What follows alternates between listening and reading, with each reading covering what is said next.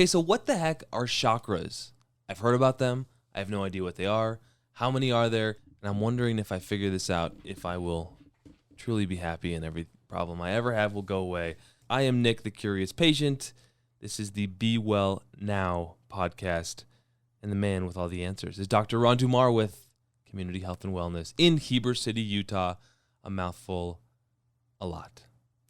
Wow, that was quite the introduction. What did you think Thank you about that? very much. That was pretty good. I'm trying to bring the energy. Yeah. However, building me up, I am just an individual. I will try to provide as many answers as I can. Thankfully, chakras are a very clean thing to understand.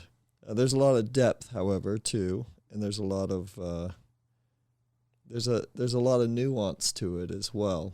But there are some very basic things to understand. I look at the chakras or the chakra system really as a support to the spine of the individual. Now, I'm also a trained chiropractic physician, so I happen to be maybe a little more passionate about the spine. And so having energy centers or energy circles that support the spine and the organs and run closely along the spine is actually of particular interest to me.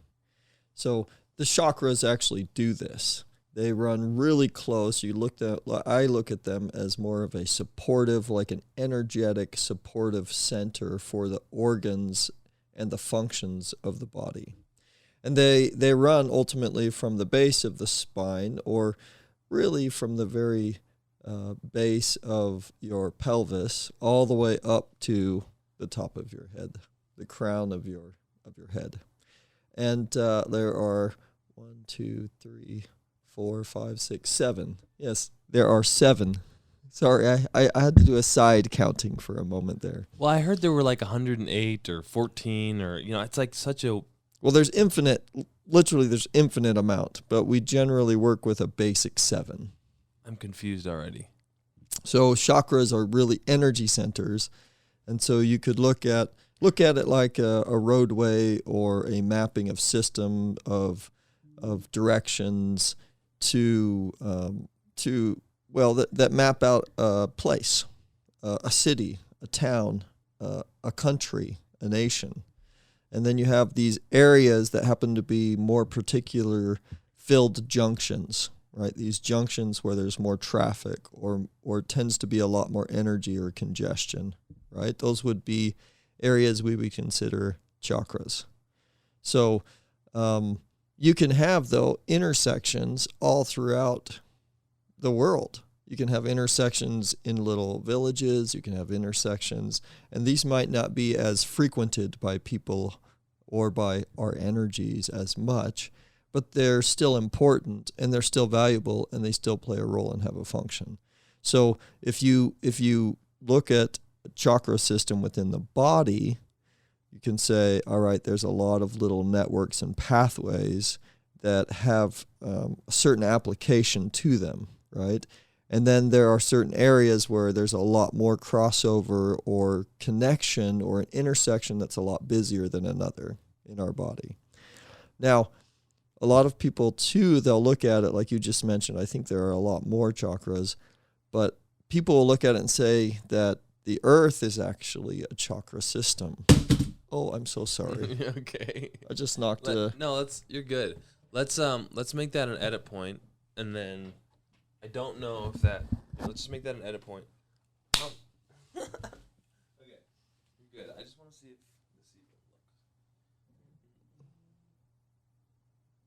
I'm sorry, No, Nick. you're good. I don't even know if it was recording. Don't worry about it. There'll be enough there that okay, we stopped on Earth. Chakra, not to interrupt the conversation. But I wonder if that's even recording. So if we got a backdrop, this will just be what it is. I don't see it. Oh, that's pretty nice. That's not bad. Yeah. So we would just want something that would probably span from the door to there. Yeah, just do it over there. And then we could just put like some kind of light down there. See, that's not bad actually. Yeah, I think it's For pretty good. For a DIY. I think it's pretty good. So that's a good motivator that we can do this. And next time I'll bring a proper tripod and we'll talk about a light. All right, we have the edit point. Why don't you start with you mentioned something about some people believe that the earth. Some people look at the chakra system as encompassing the earth itself or encompassing the universe, and that the earth is actually just a rotating chakra within the galaxy. And that as it rotates and moves, it has an energy that it plays, or a role that it plays energetically in the galaxy. So I know that just went from very small, definitive within our body and along our spine to all of a sudden in the entire galaxy. But that's an idea for helping you to understand too, that our bodies are really just more of a representation of the world around us as well. I think if you're listening to this podcast, you have a sense that our existence is profound. There's still a lot of mystery for me on this planet during this lifetime, but how we are designed is both explainable and inexplicable. I look at acupuncture, which is a previous discussion, and that podcast will link below, trying to make energy flow to different organs. It seems like there's so many ways to get at explaining our physiology and our health, whether it's Western or Eastern. I just don't understand the chakras. They're aligned on the spine from top to bottom. Could we go through what they are and help me understand? Let's say I'm 5 years old and I'm like, Dad, what's a chakra? I mean, treat it like that because I'm still a little bit confused. Yeah, absolutely. I think that's a great idea. So the chakra system is really a system or an energy within the body that helps to power our body. And there are certain levels. So you could say you have an elevator that goes up a building, and at one level, it's run and powered by this chakra system. And at another level, it's run and powered by this chakra system.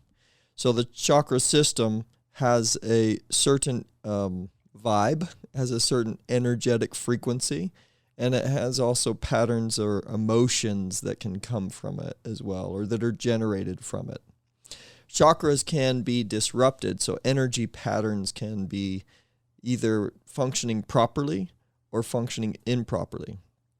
So to start with the first chakra system, it's actually the basal, the root chakra system. This is the first chakra system or energetic system in the body. And this is located at the very, very base of the pelvis, or the perineal area, perineum. And this is between the anus and the testicles. So that skin, that area in there, that is where the root chakra is located. And there's a color that is associated with each of them. This is related to the color red.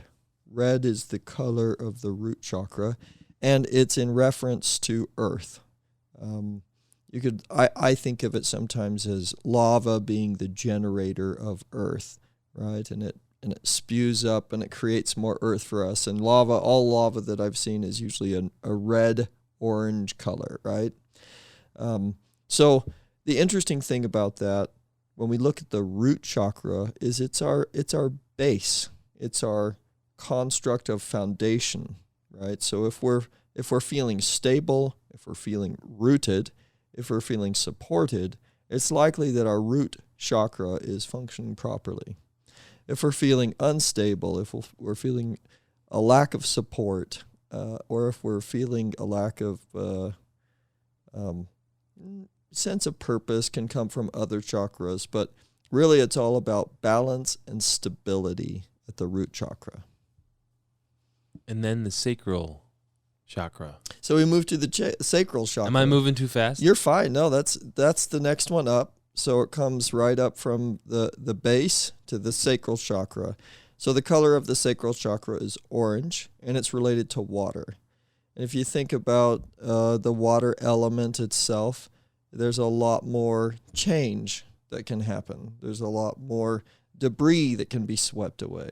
So it's also related more to the kidney and the urinary bladder and the flow of water and fluids in the body. There's an acupuncture point just below the navel, and this is where if you take about 4 fingers worth below the navel, so you measure below the umbilicus or the navel area, about 4 fingers down, that's where your sacral chakra is located. And again, this is an area, if this is running properly, we'll be able to move through more difficult situations, eat more easy in our life. It's also an area of passion.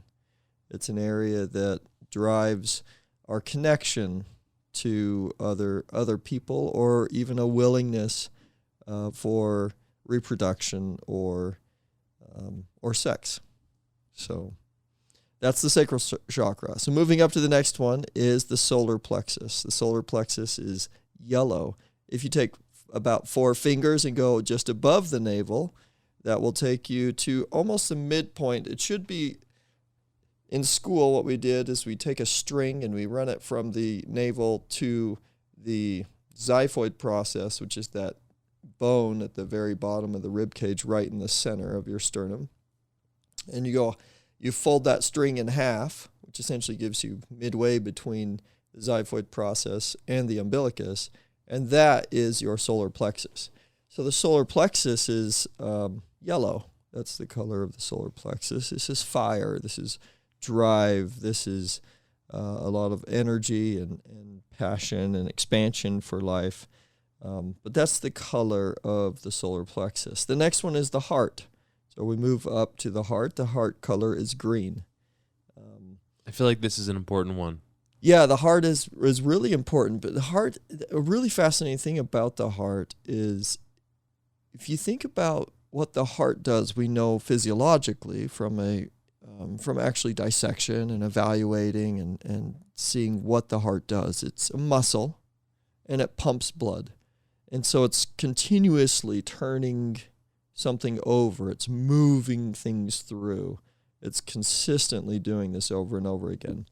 And if you think about relationships that people have or experiences that they have, they often get stuck and lodged in a deep emotional battle, right? And yet the proper functioning of the heart is to move things through, not to hang on to things and keep them in place. And so when we have a properly functioning heart, we will be able to, green also being a good symbol color of that, because it's like renewing, letting the old go, initiating a renewal of a new phase, of a new chapter, of a new place in life. It's definitely, when it's functioning properly, that energy, our connection to each other is significant. Our compassion for others and our passion for life is there, and it's true, and it's genuine. The heart plays a significant role because we often express ourselves emotionally. We think it often involves our heart in all aspects of things. But as you can see, there's a variety of different organs that play a role in energetic expressions or emotional expressions. And so those can come from any chakra being in a state of dysfunction. So that's the heart. I want to get to dysfunction and regulation and improving these in a second. But yeah, let's go through all of them. So after the heart is the throat? The throat. So the throat chakra, the color is blue. Okay.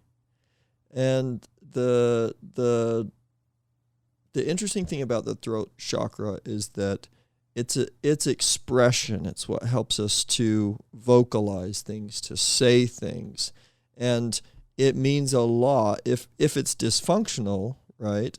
If the throat is dysfunctional, then we'll have a hard time expressing things, or we'll hold things in. This is related often to the thyroid, which is right there at the throat. In Western Western medicine terms, I look at it often as if you have a dysfunction in the throat chakra, you could even develop something we call vagus nerve inflammation, which the vagus nerve is one of the major nerves that connects the mind and the body. It runs right through the throat, right? That's the main channel of the vagus nerve. So if this nerve gets inflamed or irritated, it can lead to even thyroid-related disorders, but certainly it leads to a lack of confidence in speaking or a inability to express oneself in what we think should be our way of expressing ourselves. So yeah, if there's a dysfunction in the throat chakra, then you're going to express or have difficulty expressing yourself. Now, I think that I did not say, the element, yes. The element is space. And I think I did not say the element of the heart, right? The element of the heart, and this is also cool, is air. So you think about how free-flowing and changing air can be. And I like to use this as symbols because of how difficult it is with certain emotional things we get entrenched in. And really, if we're functioning in a proper way, we should be able to flow in and out of these things without being so stuck and entrenched in them. Okay? And if we have more understanding for ourselves and for others, it makes sense too. And it's easier for us to move in and out of them. So the third eye is the next one. The third eye is right between your eyes. It's really right between your eyebrows, right? And this one is so fascinating to me. Yeah, and it's one that a lot of cultures use, a lot of cultures focus on. There's prayers, or when you've been to the temple, you receive a blessing, and you'll have your third eye marked for blessing. And a lot of cultures will focus. They'll have meditation patterns where they'll focus really on the third eye in their breathing. So we talked a lot before on some of the podcasts on breathing, the importance of breathing and meditation. Well, you can even do a single meditation where you just focus right there, like you close your eyes and you just put all of your focus right there between your eyebrows, and you can start to feel how that will release tension. But it also initiates a connection with your intellect. So the third eye is a lot about intellect and intuition and creation of new things, creativity. And so unleashing that creativity and that intellect is essentially the role of the third eye. The color. The color of the third eye chakra is an indigo color. Indigo. Mm-hmm. I just want to say that out loud. Indigo. In my deepest, most podcasty voice. That's good. Well, that was a great podcast voice. Indigo.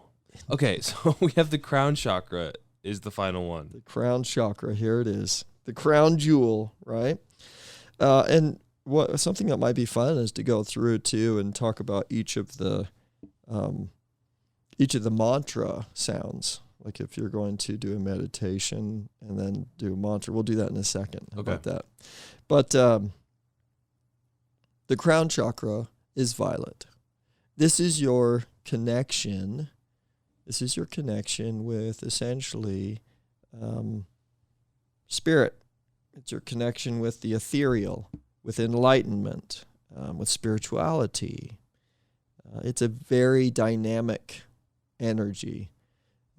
This is a really, really good practice to do is in meditation, to feel that crown chakra and to feel energy flowing in and out of that crown chakra. So as you feel that connection, that crown chakra, with the ethereal, with spirituality, with the universe around you, you'll realize we are connected to all things above. And the root chakra should connect us to all things below. So we should be able to feel from our root chakra reaching into the earth, deep, deep, deep, stabilizing. Like when we create a house or when we build, we put up a large pole or something like a light pole. We're going to bury its foundation deep in the earth, and the deeper we go, the more stable that foundation is. So our root chakra is deep into the earth, and then our crown chakra is way up. And it's a connection. It's not that we're disconnected from the earth. It's that we're connected to the earth and we're reaching way up into the spiritual, ethereal purpose. It's interesting because I've tried to meditate in the past and heard this thing where maybe your chin and the crown of your head, you think about it like a string, connected all the way up and down, and maybe trying to visualize that as you sit up straight, maybe not too straight, and blah, blah, blah, and you can explain all that. But to think about there being a root chakra at the bottom of that vertical line, spine, whatever, and then to think about the crown extending upward and to understand there are different chakras along the way. I just closed my eyes as you were saying that, and I was like, ooh, I can dig it. This feels interesting. Yeah, it's very connected. It helps you to feel very connected, right? Because we all are connected. And one of the most catastrophic things I think we're experiencing in our modern era is a feeling or a sensation of disconnectedness. 100%. That people feel disconnected. They feel disconnected with their environment. They feel disconnected with nature. They feel disconnected with individuals, with people. And so the more connection we can garner for ourselves, the better we're going to be. Overall, the better our energy will be. And is there one chakra that we should focus on for that, or do I keep interrupting you because I'm super excited? No, I wouldn't focus on any one chakra. What I would do is I would take a state. What I like to do is run through the chakras kind of energetically and get an idea of, ooh, am I feeling off here? Sometimes people will feel butterflies in their stomach, which is, they say in their stomach, that's really in the solar plexus area. Well, this is a sign that there may be a dysfunction in the solar plexus. So we can focus in that solar plexus area doing a meditation and then still reaching down with our root, because we're connecting to the root. This is, at least in some part, we believe this is where we came from. We have some similarity on a hydrocarbon chain pattern, right, to the earth. Like we're similar to it, so we can connect in a rooted way to it. And then we also feel like we have some connection to air and to space and to the ethereal. And so it's us literally as beings that tie those together. And we do that, you could almost imagine when you combine two ropes. I like to tie a knot, and you'll tie almost like a little overhand. There's a knot you'll tie on this side of the rope, and then you'll tie this rope around the other side, so the two ends. And then when you pull them, those two ends come together, and the knot itself slides together. And it looks like little lines. Does that make sense? Like rolled around the rope. But it's so tight, we would use that when I was working in ropes courses, we would use that to combine ropes because it was a super strong knot, and it was actually could come undone if you really needed it to. So the reason I say that is because what we're doing, you could imagine those chakra lines almost like those lines of rope that are connecting the ethereal and the material. And so if we get that balance out of line, or it becomes dysfunctional where we're not balancing the material and ethereal, that's when we start to experience symptoms. I'm just listening. Okay, yeah, that's fine. I'm hearing it all. Yeah, so when we're experiencing symptoms, that's our cue then too, neurologically, to say, oh, I need to work on something.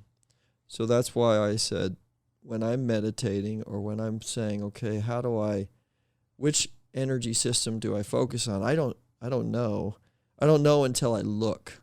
Like a good doctor will ask questions, will inspect, maybe palpate, check, get as much information. What does palpate mean? Sorry, touch. Okay. Touch. massage or whatever they need to do in an area. You could listen, auscultate, right? Or you visualize, you look, or you take imaging like an x-ray. But you want to do your research to say, here's my due diligence. These are the things the symptoms told me. So I listened to the symptoms, and then I said, okay, I need to do some research to find out which system you could say this is coming from. So each of us are doctors, or should be doctors, physicians of our own experience, our own life, and at least of our own chakra systems, we can be. By evaluating them and determining, okay, how am I feeling there? How am I feeling here? How am I feeling at the solar plexus? How am I feeling in the heart? How am I feeling in the throat? And how am I feeling in the crown chakra? At the beginning, it may not be easy for people to determine whether there's a dysfunction there. And that's the part of it that I've noticed with meditating. We all go in if we can find the discipline to do it. Not to say that I've done anything special, but it's really hard in this modern age, if you've never meditated, to just sit on that chair or cross your legs and sit on that pillow and to not want anything from it, just to simply embrace stillness and see what comes up. But the more you do that without intention, with the mentality that it's okay to meditate badly, just to be still and listen, and then hear what your body is telling you. And some days you're tired and you don't want to be there. Other times you'll feel things in your body and you'll feel sick and you don't want to and you're suffering.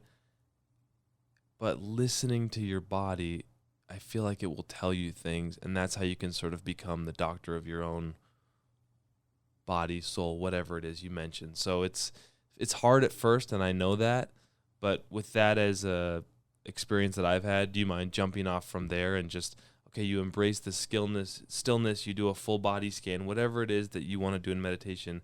How do you listen for these chakras? What am I looking to feel? Like, is it like, oh, my elbow hurts, that's kind of close to my heart chakra, let me make up a story in my head? Like, how do I know what I'm hearing? Let's go through some symptoms. Okay. So the root chakra, the feeling that I may be experiencing, like lethargy, depression, tired. We talked about a lot of stability, remember? It's all about being stable. And oftentimes when we say someone is unstable or not stable, we're referring to almost a depressive or a bipolar state, right? Well, imagine somebody who's shifting from one leg to the other leg or not fully stable is probably going to have some sort of issue in that regard. But to imagine that coming from the root chakra as it's connected through neurology, through the spine, and then up to the brain, as opposed to directly being a chemical imbalance of the brain, that's a pretty fascinating thing, right? I'm just thinking about all the things that we hear in the Western world about health and functioning of the body and dysfunction, and my skeptical mind says, is this just a way that ancient civilizations describe things before they had the language and the science developments that we have now? Yes. Well, and remember, I went to school for both of these. I studied Western medicine and Eastern medicine at the same time. And I was knocking my head against the wall for a moment, saying, what is going on here? And I loved my Eastern medicine classes. I thought they were great. The professors were good. It was fun. It was an interesting thing. I was very interested at first. And then it all started clicking. We're talking about the same body that has been having the same ethereal spiritual experiences and the same physical emotional experiences for millennia. We're not that evolved from our original. Yeah, we're talking about even the same disease patterns. We would describe an infection as heat. We would describe redness even. What happens if a physician sees redness that starts as a little rash and it starts to spread? What do we say? If it starts to spread and gets wider and bigger, well, there's an infection there. Well, in Eastern medicine, they might even just refer to that as heat, right? And you need to relieve the heat. Well, how do you relieve the heat? Well, you put some cool on it, right? So in Western medicine, we don't do any differently. We apply cold to heat, and we call them antibiotics, or we call them anti-inflammatories, anti-inflammatories, right? We're providing water to the fire because there's too much fire, which we call infection. So have we really progressed a whole lot, or have we just changed our vernacular? I'll leave that up to you. But you can also, you might feel like in the root chakra, if it's disrupted, you have inability to take action. Might not be properly manifesting in your life the things that you want, and you're like, oh, that person seems so good at just knowing what to do in order to create what they want. And I want to do something, but I don't know what to do. Or I know what to do, but I can't do it, right? I'm not willing myself to do it. These people also can have panic attacks or anxiety because of, the unknown. If you're not rooted and anything can change at any time and you're constantly just, I have no stability, that's going to lead itself to anxiety and panic. And right? I feel like anxiety is such a cancer to our society now with phones and constant dopamine and comparison to others.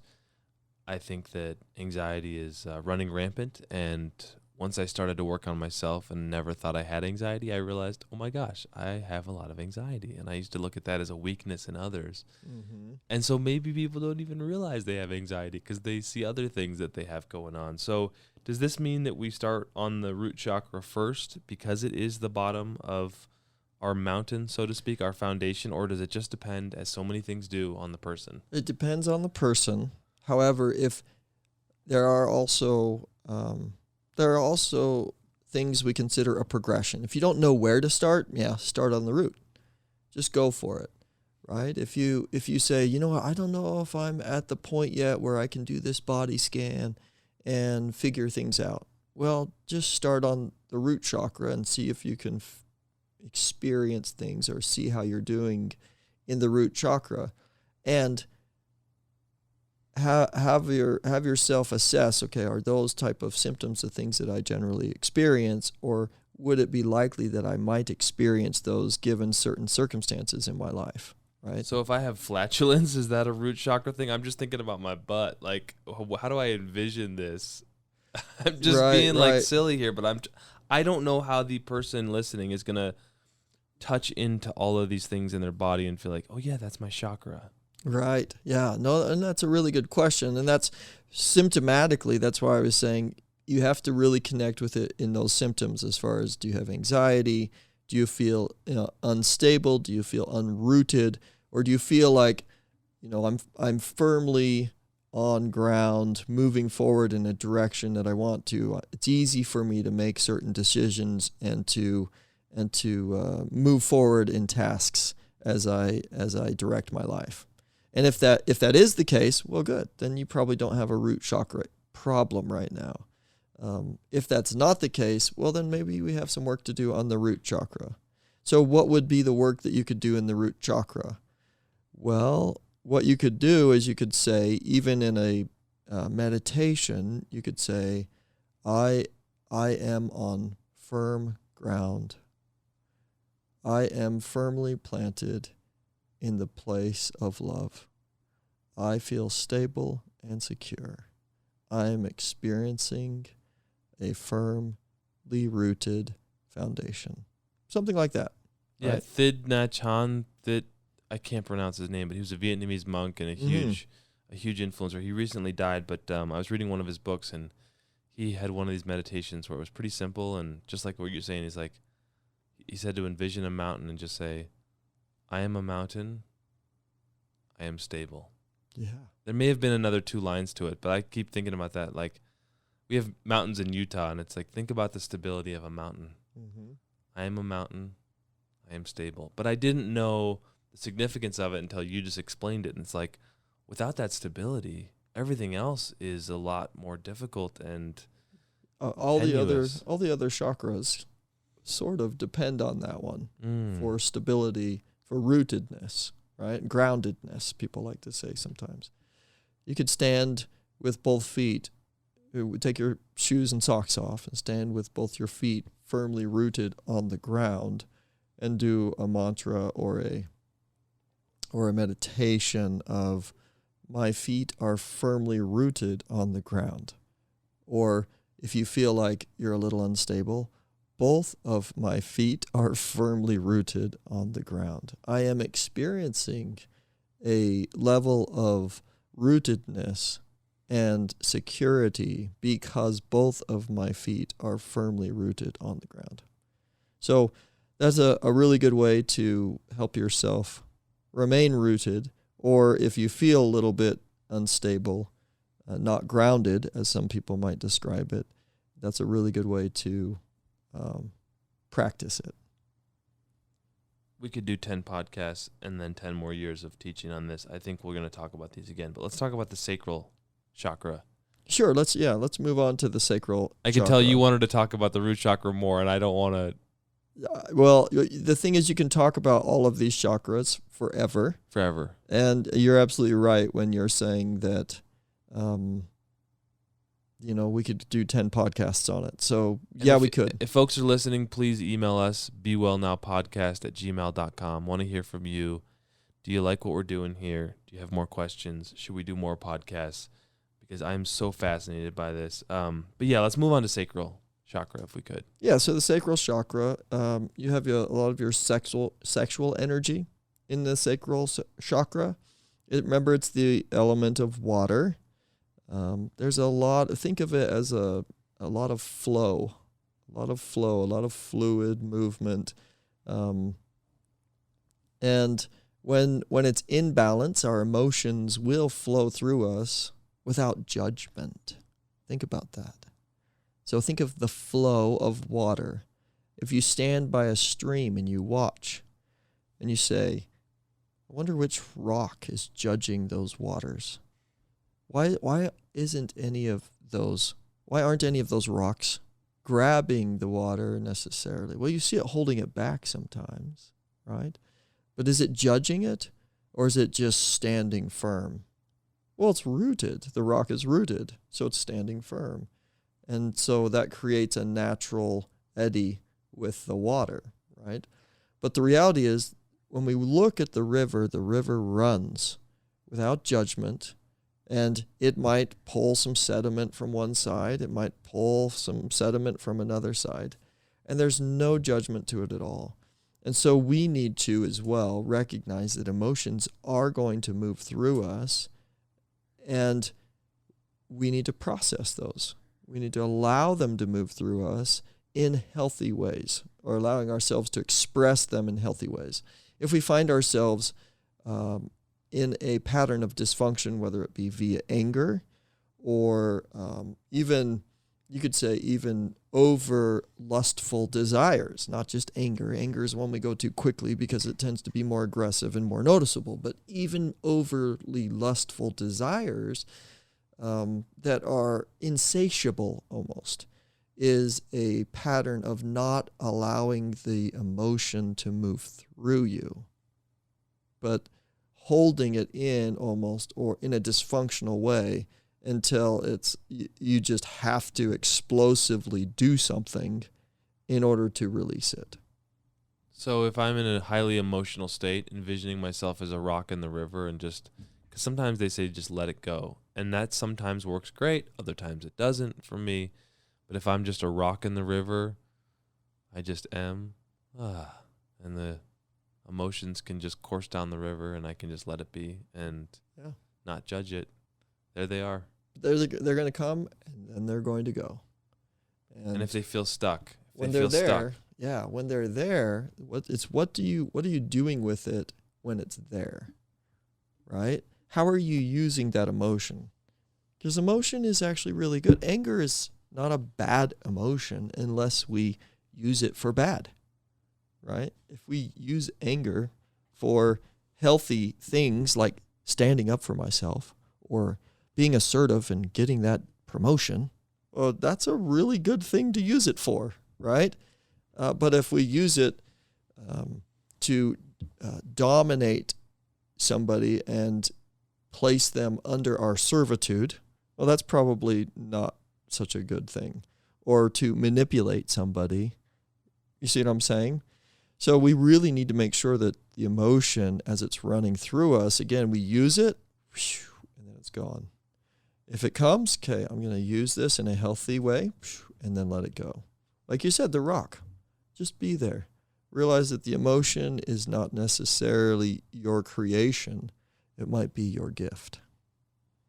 But am I just passively being the rock? Does the rock have arms and I can punch the passing water? I'm just trying to envision standing up for myself and working with the emotion if I'm stable and not doing anything and letting the emotions pass me by. Well, if you're a rock, because that's the analogy that you're using, what is the intentionality of standing up for yourself? If you're a rock, it's staying there. Right? If you're an employee who happens to be in a specific task-oriented position, that's your role. The role of the rock is to stay in the river and to perform that function in that role. The role of the employee is to do something different than just stay there, right? They're performing other functions. But should you be as the rock? Yes, like you're stable, you're rooted, you're firm, and you know what you want. You know what the progression is. And you believe and you know at this time that asking for and moving in the direction of being assertive and getting that advancement is what you should be doing. That's the natural progression for you, right? The natural progression for the rock may be actually to be overwhelmed at some point by that river and to roll down a little bit farther. And how do I join my friends, the salmon, and head up river and there you go somewhere different? Then you'd be a salmon. Okay. We're taking this metaphor very far. I've got an idea. I think we should do a part 1 and part 2 on chakras. We're gonna so have that to. We can hang out here with root, sacral, and then get to solar plexus. So what else do we want to say about the sacral chakra? So health problems, things that might give you a clue that you're imbalanced in the sacral chakra, low back pain. So remember, the sacral chakra is right below the umbilicus, so it's like 4 fingers below, and it runs along the spine, the chakras do. So low back pain is actually something that could indicate, or chronic low back pain especially, right? But low back pain in general could indicate a sacral chakra dysfunction. Well, I like that one as a chiropractic physician, right? Because I get to talk about it and work with it a lot. And I work on that sacral chakra when I adjust the lumbar spine. And we release the tension that's built up in there, and we improve beneficial flow of the sacral chakra. Isn't it more about core strength and flexibility, right? That's my thinking mind saying, what does this all mean? Is this true? It's not more about, it's also about core strength and flexibility. Yes, it absolutely is. And all of my patients, we make sure that I look at core strength and flexibility as longevity. And the chiropractic manipulation or adjustment in the lumbar spine as a correction, right? And if you are in a dysfunction along the movement of the spine and then you're trying to do core strength and flexibility, you're supporting a dysfunction, right? So you need to make sure that you're in alignment and strengthening the proper alignment, not in dysfunction and then strengthening the dysfunction. So yes, that's very, very important. But you could have hip issues, you could have genital issues or sexual problems, low energy, premenstrual syndrome, problems like that. Okay, and what might be something that you could say, like a mantra? You could say, I'm passionate. If you're doing a meditation, I'm a creative being. I have boundaries, and my boundaries protect me. I have an abundance of creativity, and my emotions are in balance. I am filled with passion, and I am fulfilled by my passions. Those are all things that could really help you in the sacral chakra repair. So third, what we wanted to cover, because we are running through time here, aren't we? But Solar I plexus. hope people are still listening, because this might be the most instructive and helpful podcast in terms of news you can use. Like, Yeah. all this is really fascinating to me. Yeah, it's really good stuff. It's really good stuff. And it's beneficial. It's beneficial for patients. They can use it. They can take it home and use it right now. That's the great thing, right? You just go and you practice. You can sit down. You could be listening to this podcast right now and practicing. I do that a lot sometimes. Well, I'll sit down. I'm listening to a podcast, and they'll start doing a meditation of some sort, or they'll talk about the importance of the function of an organ, and then I'll just draw my mental focus and all my intuitive focus and my enlightenment into that area, and see if I can be aware of what's happening in that area. So yeah, go ahead and step into it right now if you feel like you can, or in a place. If you're driving in a car, maybe not. Wait until you get home into a place where you can feel secure and safe and grounded, and then jump into it. But the solar plexus, again, we talked about the color being yellow, the element being fire. I think it's interesting. You mentioned Ram Dass a lot. The mantra sound is for this one is Ram, Ram. Ram. It sounds so silly to chant, but I listened to one of his podcasts where he was like, this was before the podcast era. He's gone, but he was doing a crowded, talk as he did, and he just chanted. And I was like chanting in my car, and I didn't have anyone to feel embarrassed around. Yeah. I just chanted along, and it was like, whoa, this is kind of powerful. Like, chanting makes you feel, and I don't know why, you're like a little embarrassed. It's like when you sing with a group, you're like, are they hearing my voice? Mm-hmm. But it really is interesting that chanting brings you into the present moment. Mm-hmm. There's no way to like be a chanter and not feel like I'm right here. Yeah. Because your body and the sound, and I know nothing about chanting, but that's my own thoughts on it. So Ram is what? God, source? Mm-hmm. Yeah, as far as the name Ram, what does that mean? It means, because Ram Dass means servant of God. It is God. So I know his mantra with his mala beads was just Ram, Ram.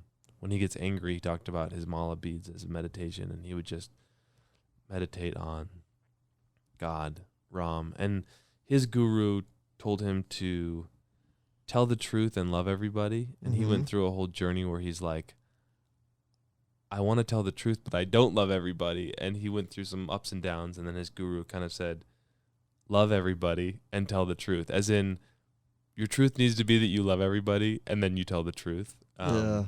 And so dealing with anger was interesting, because his guru, Maharaji, would just say, let the anger go. And he was a psychotherapist, psychologist. He would always say, you need to process this anger and blah, blah, blah. That's what his thinking mind would tell him. But his guru said, just let the anger go. And so it's interesting that he would have his mala beads and meditate on Ram when he got angry. So that was like a circuitous explanation of what I have processed from listening to many of his talks. Well, I think it's great. And I think Ram Dass is a really great person to follow, and someone that people can learn a lot from as well. He was definitely an enlightened leader and teacher and guru. So yeah, thank you for that. And the solar plexus is fire, the element of fire. Think of warmth, think of light, think of igniting consciousness even. It's like a motivation force as well, like the sun, right? If there are certain people that do sun worshiping. They stand up, you get up early in the morning, and they face the sun as the sun comes up. And if you think of the color of the sun as it's rising, it almost rises up from initially like a reddish color, and then a slightly orange. The higher it gets to be yellow. And as we start to see more of the full brightness ignition of the sun, it's now yellow, which means it's almost like moving up from the root through the sacral, and then to the solar plexus, where now we have the full light and power of the sun. So we can utilize that to our good health and our success in life. If you have a dysfunction, of this chakra, you could feel things like digestive related issues. You could feel fatigue, weak, fearful. But I'd like to focus a little bit on the digestive issue, because we use a called REN12. We use it's part of the conception vessel in the acupuncture meridian system. It runs straight down the middle of the body as well. So it's the same spot where that solar plexus is. It's called REN12. And I use this point through acupuncture to stimulate nerves that relate to digestion. Use it a lot. And we frequently have digestive related issues because the spleen and the pancreas and the liver and the gallbladder, which are all really related here to this chakra system, can become dysfunctional. And they become dysfunctional when, one of them becomes overabundant, or when the external environment leads to one of them becoming overabundant and then dysfunctional. So usually what will happen is liver will become overactive and will overact and like a bully on spleen and pancreas. And it will start to cause dysfunction in how well we're secreting insulin, how well we're secreting digestive enzymes to break foods down properly. And then all of a sudden, those digestive enzymes that aren't really breaking foods down to their amino acid components are not providing the necessity of amino acids for the proper production of proteins by the liver to have proper hormone regulation and production in the body. So now we have maybe a bile disruption, we have hormone disruption, we have all of these things that essentially were generated via a dysfunction in the solar plexus. The external environmental cue being likely some sort of stressor or some sort of overwhelming anger, you could say, or even depression type of event. And that usually elicits that response in the liver. So how do we meditate on or work on supporting the solar plexus chakra? So affirmations such as, I feel calm. So think about the butterflies. We mentioned the butterflies. Usually people will say, I feel butterflies. And it's before they're about to do something great or do something that is challenging to them. Well, we all need to do things that are challenging to us. But if we could do it with less butterflies, that'd be great. Or if we can move those butterflies through us, allow them to encompass us and move through us in a healthy way, that would be good too. So we can chant, I feel calm, confident, and powerful. I feel calm, confident, and powerful. I feel ready to face challenges. I am ready to face challenges. I am ambitious and capable. Or we could say something like, I stand in my personal power. Something even as simple as, I am open to new ideas, new thoughts, new things. When you're open, all of a sudden the fear of some change goes away. Right? If you're open to something, some new idea or new thought or new understanding, then you're less fearful and less anxious about the change that might happen or occur. Right? So those are all things that you could do to benefit the sacral chakra. I'm sorry, the solar plexus.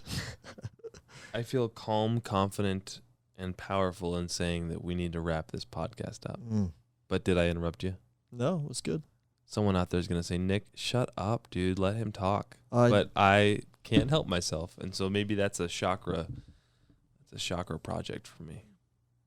That sounds like a good project for all of us to evaluate when we do and when we don't speak, right? 2 ears and 1 mouth. God gave us 2 ears and 1 mouth for a reason. That's what my uncle says. Mm-hmm. So just shut up and listen.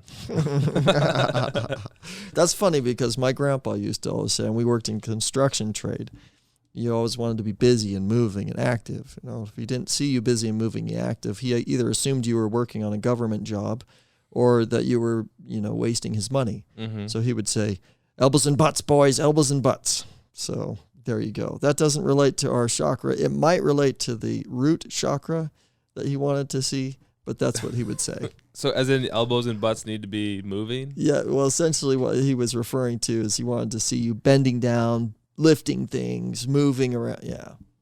I have no time. And again, if I'm attached to the opposite of this, that's my own work to do. But I have no time in my heart or empathy toward this feeling that you must be seen in the office looking busy. Right. Like I'm just over being babysat as a kindergartner would be, that I must be sitting in the office at my chair looking busy, or I surely cannot be a productive employee. Well, that's my own work to do around that. But people want to see others busy. They want to see others. I get that as humans. For some reason, we want to see that. We have a sense of fairness or connection, and we want to understand the world the way that we want to understand it. I'm not sure. I suppose if I was running the business, I would want to see my employees sitting in chairs looking busy. Your grandpa wants to see you moving, but I feel like there's got to be another way. Trust. It's called trust. That's another podcast. Man, we got so much to talk about. But that's the other way. This has been another fascinating discussion on the Be Well Now podcast. Let's be in the present. Let's be well. Thank you, Dr. Ron Dumar. Thank you. Namaste. Namaste.